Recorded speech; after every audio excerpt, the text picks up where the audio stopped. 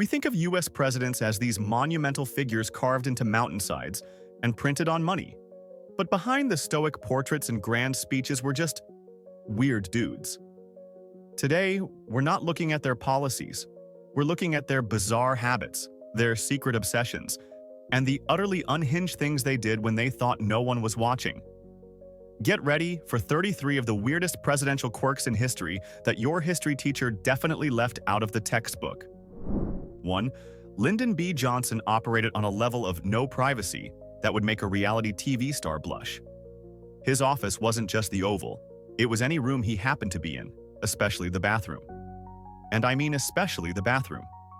LBJ famously held official meetings while seated on the toilet, door wide open, summoning his top aides to stand there and discuss national security while he took care of international affairs. Can you imagine? You're a nervous intern, you've practiced your presentation all week, and you're finally called in, only to find the President of the United States multitasking in a way that is both impressive and deeply, deeply traumatizing. It was the ultimate power move. How can you argue about budget appropriations with a man who is making that much eye contact from a porcelain throne? You just can't. 2. Andrew Jackson, a man who could probably cuss the paint off a barn, had a pet parrot named Pole. And like any good pet, Pole learned everything from his owner, especially the spicy vocabulary. When Jackson finally passed away, his funeral was meant to be a solemn affair.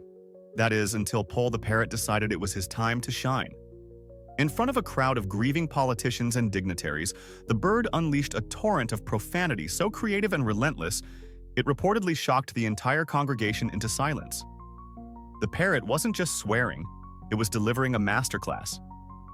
It was like a drunk uncle giving a wedding toast, but with more feathers. Priests were aghast, ladies fainted, and eventually the bird had to be physically ejected from the funeral for heckling the mourners. 3. In the 1830s, the Sultan of Oman sent President Martin Van Buren a gift that perfectly captures the phrase, "bad idea." It wasn't a fruit basket. It was 2 live tiger cubs.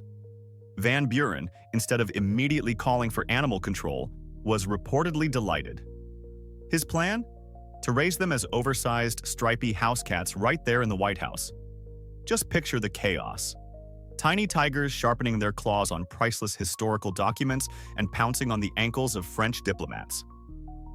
For a moment, the White House was the world's most dangerous petting zoo. It took the combined killjoy power of the entire US Congress to intervene, arguing that apex predators were federal property. A reluctant Van Buren eventually had to send his murder kittens to a zoo, ending America's brief and glorious era of having tigers in the West Wing. 4. Before self-care was a hashtag, John Quincy Adams had a morning routine that would break the internet today. Every single morning at 5 a.m., he'd go down to the Potomac River, take off every last stitch of clothing, and go for a refreshing nude swim. This wasn't a secret, this was just his thing. One day, a journalist named Anne Royale, who was desperate for an interview, decided to stage a power play. She found the president's clothes neatly folded on the riverbank, sat on them, and essentially held his presidential wardrobe hostage until he answered her questions. This resulted in the single most awkward interview in political history. A naked, treading water president of the United States yelling answers to a fully clothed reporter on the shore. That's not just journalism, that's a checkmate. 5. Silent Cal. Coolidge may have been a man of few words, but he had a heart of gold, especially for a raccoon he was supposed to eat. For Thanksgiving, he was gifted a live raccoon, destined for the dinner plate.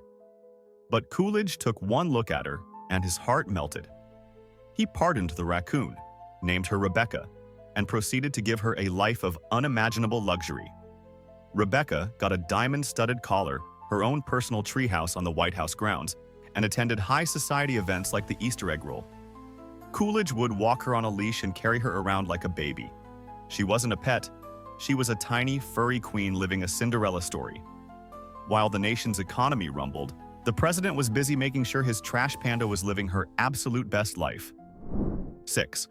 Teddy Roosevelt viewed the world as something to be conquered, and that included his own fitness routine.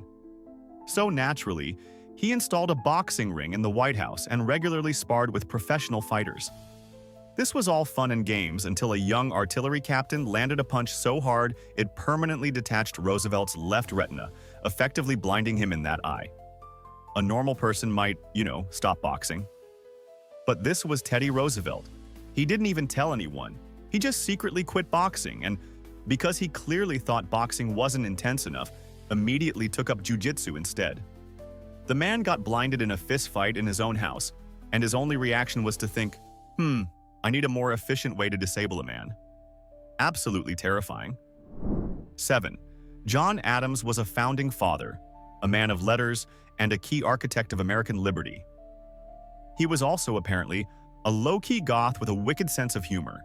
When it came to naming his family dog, he bypassed wholesome names like Buddy or Fido and went straight for the most metal option imaginable.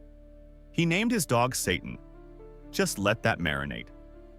The second president of the United States would stand on the White House lawn in his powdered wig and breeches and yell, "Here, Satan, come here, boy." You have to wonder what went through the minds of foreign ambassadors who were told, "The president will see you now," right after he takes Satan for a walk. It remains the single most baffling and hilarious pet name in political history. 8. Ulysses S. Grant was the tough-as-nails general who won the Civil War. He witnessed more carnage than almost anyone in American history. So you'd think he'd be cool with a little pink in his steak, right? Absolutely not. Grant had a legendary full-blown phobia of blood. The sight of it made him sick. This fear was so intense that he demanded his White House chefs cook his steaks until they were nothing more than blackened, tasteless charcoal pucks. Any hint of red or juice was cause for a full-blown culinary crisis. Imagine being the war hero who stared down an entire army only to be defeated by a medium-rare filet mignon. It's the ultimate paradox, a man who could navigate the bloodiest battlefields but couldn't handle his dinner looking back at him. 9. Thomas Jefferson was a man of immense intellect, the author of the Declaration of Independence, and a sophisticated statesman.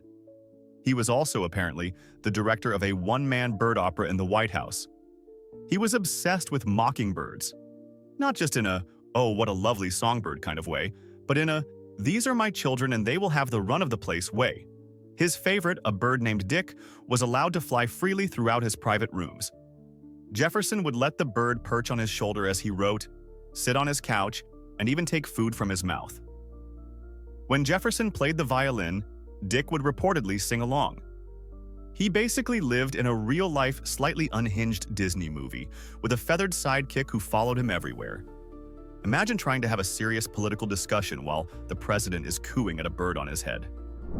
10. Andrew Johnson had a rough time as president.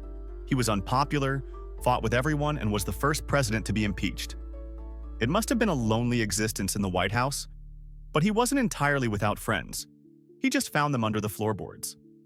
During the stressful impeachment process, Johnson found comfort by tending to a small family of mice that lived in his bedroom.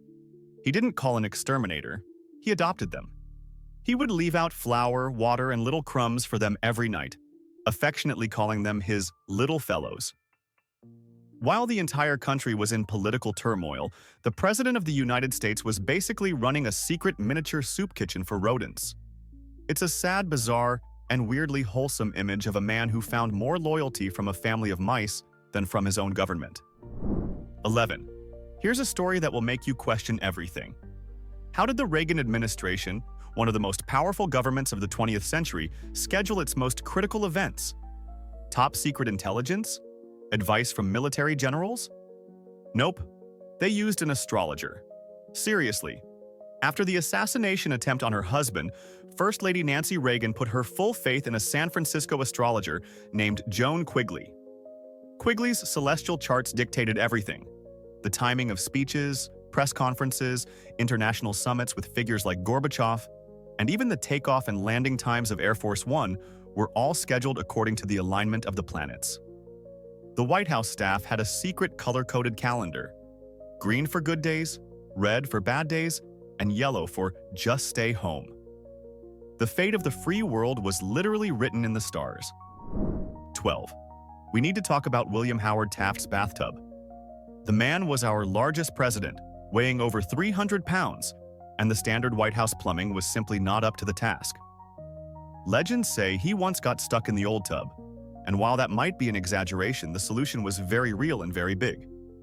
He had a custom bathtub installed that was, frankly, an absolute unit.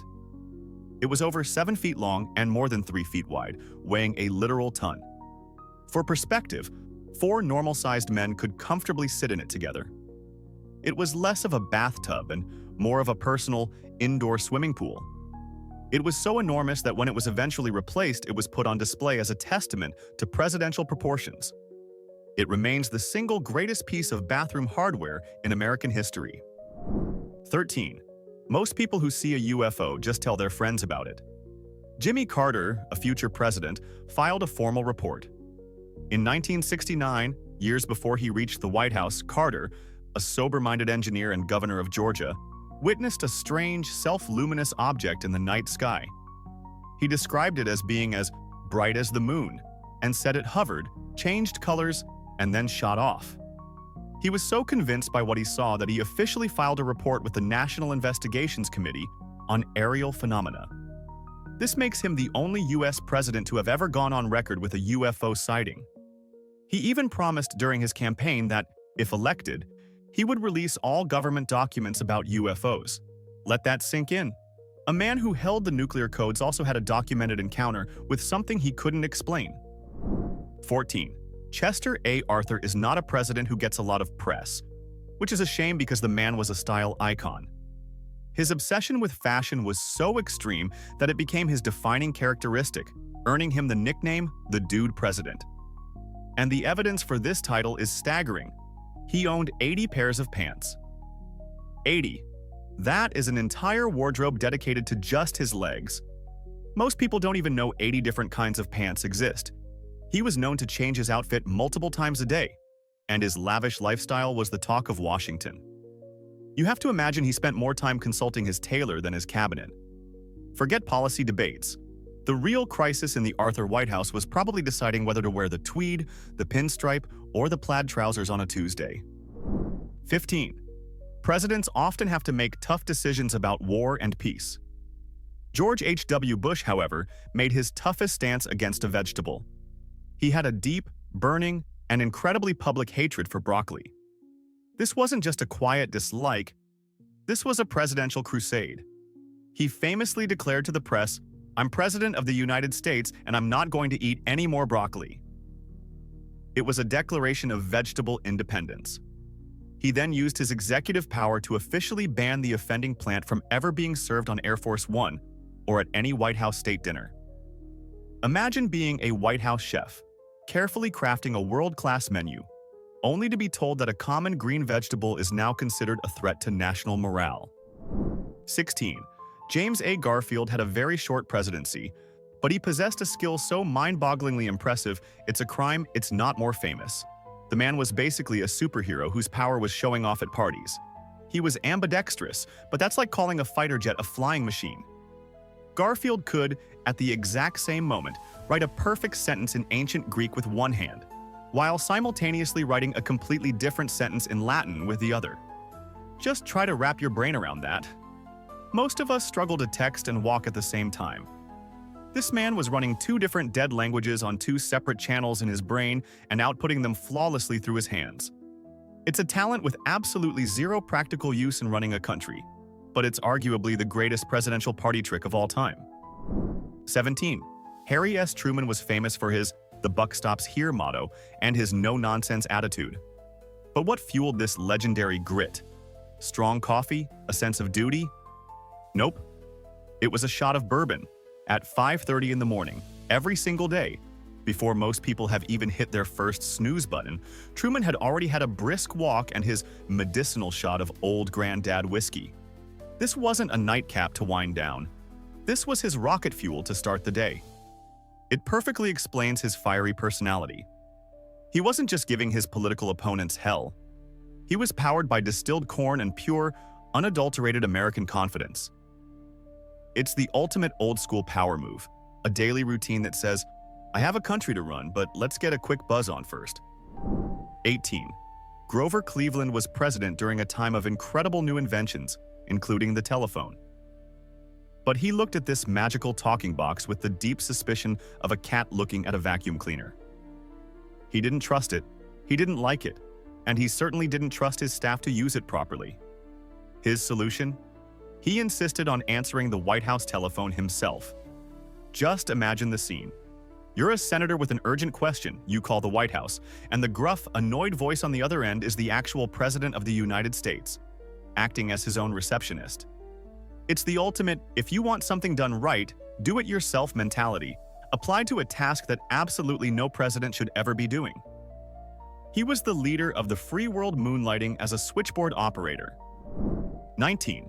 After the tragic death of his son Willie, Abraham Lincoln's wife, Mary Todd, spiraled into a deep grief and became obsessed with spiritualism. Now, this wasn't just a casual interest. She started inviting mediums to the White House to conduct full-blown seances, trying to contact their dead son from beyond the grave. And the truly weirdest part? Honest Abe, the man leading the nation through its bloodiest war, reportedly attended several of them. While generals were planning battles and the fate of the Union hung in the balance, the president was potentially sitting in a dark room, holding hands with a psychic, waiting for a message from the spirit world. It's a hauntingly bizarre image. The great emancipator taking a quick break from history to see if a ghost had any advice for him. 20. Zachary Taylor had a famous warhorse named Old Whitey, who was basically the biggest celebrity of his day. After the war, the horse was retired to the most exclusive pasture in the country, the White House lawn. But fame, as they say, has a price. Visitors and fans would flock to see the legendary horse, and they all wanted a souvenir. But they didn't want an autograph. They wanted a piece of him. Literally. People would constantly sneak up to Old Whitey and pluck hairs from his tail to keep as mementos. It got so bad that the poor horse, a decorated war hero, was gradually being plucked bald by his adoring public. He was a living, breathing monument that was being slowly disassembled by souvenir hunters, one horse hair at a time. 21.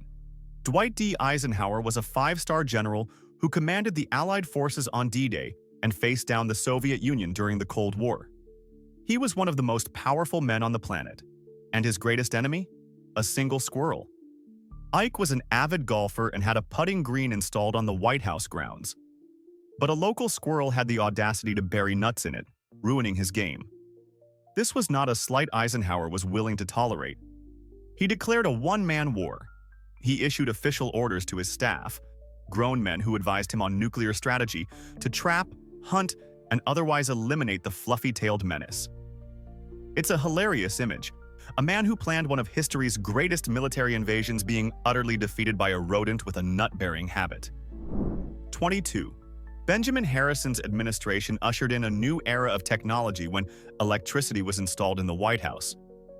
It was a modern marvel, but Harrison and his wife were absolutely positively terrified of it. They had heard stories about people getting shocked and were so scared of the newfangled light switches that they refused to touch them. At all.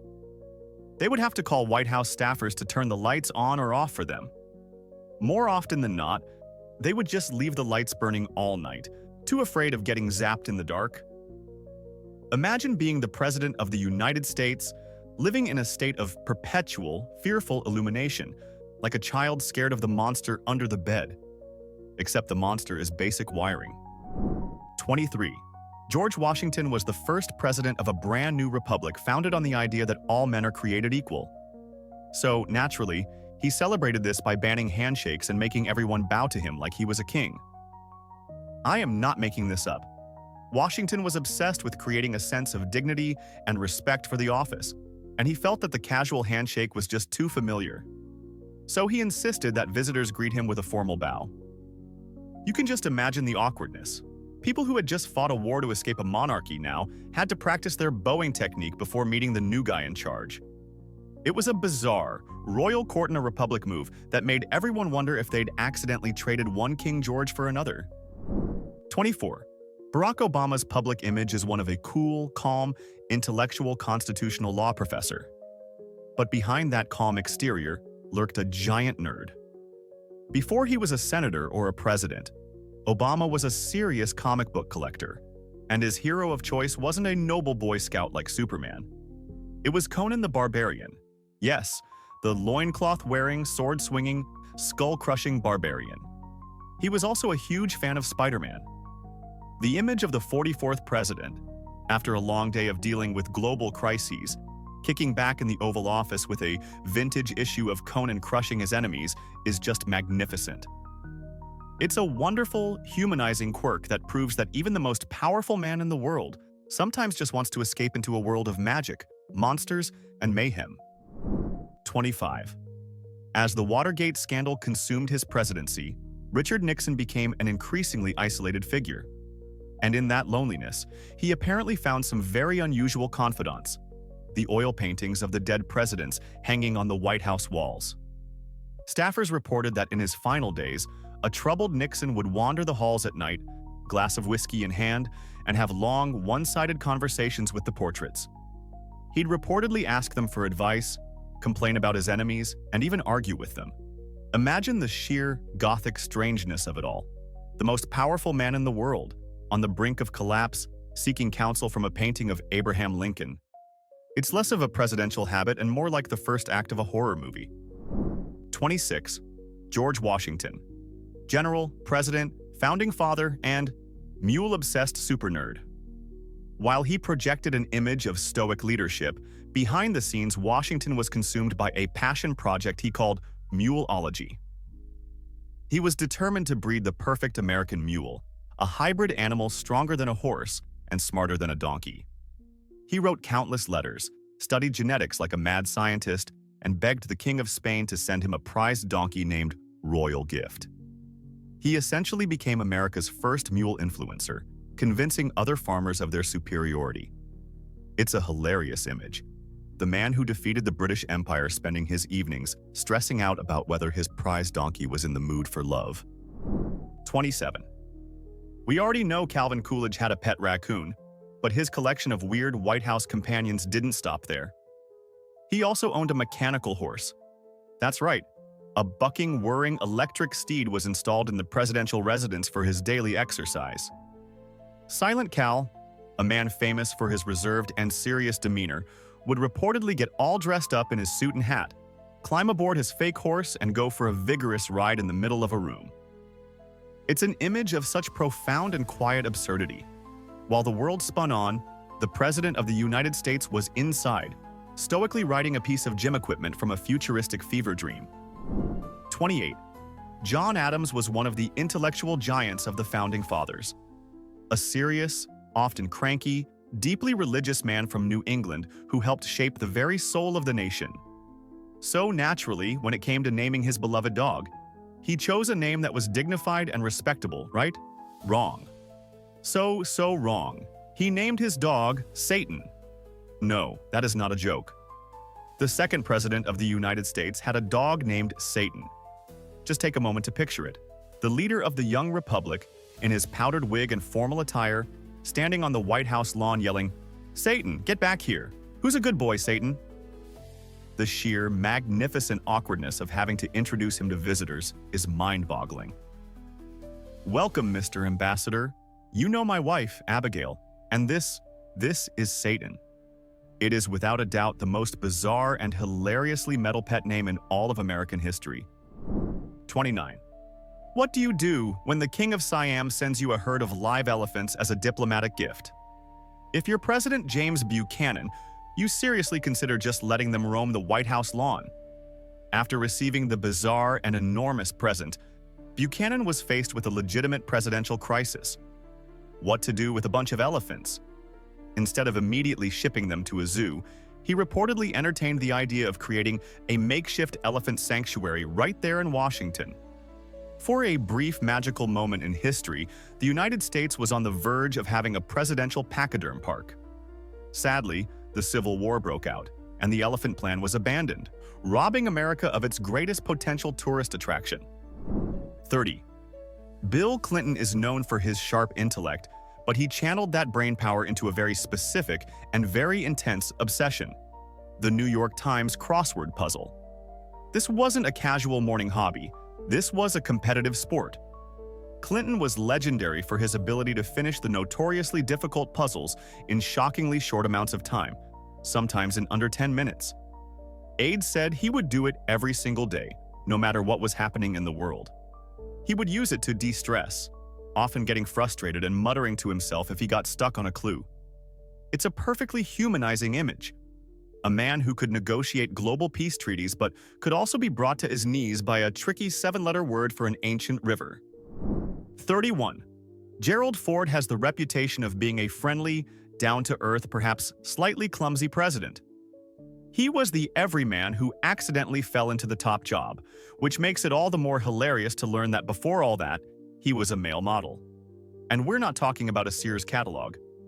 In 1942, a young, dashing Gerald Ford posed alongside his then-girlfriend for the cover of Cosmopolitan magazine. He's there, looking handsome and windswept in a wintry scene. It's a stunning, wait, seriously? Fact that completely shatters his public image. The man who would later become famous for tripping on airplane stairs was once a certified hunk, smoldering on the cover of a major fashion magazine. 32.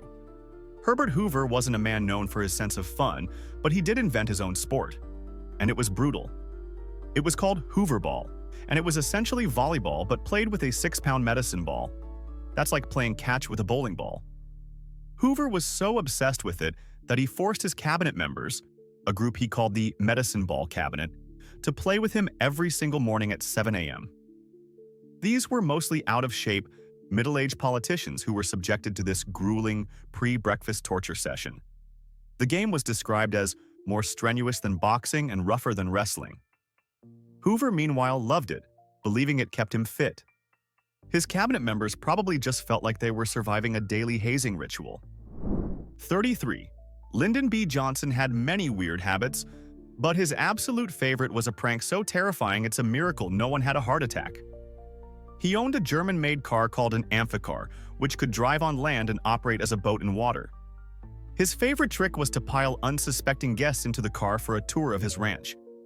He would then pretend the brakes had failed, screaming in mock panic as he drove the car straight towards the edge of the Pedernales River.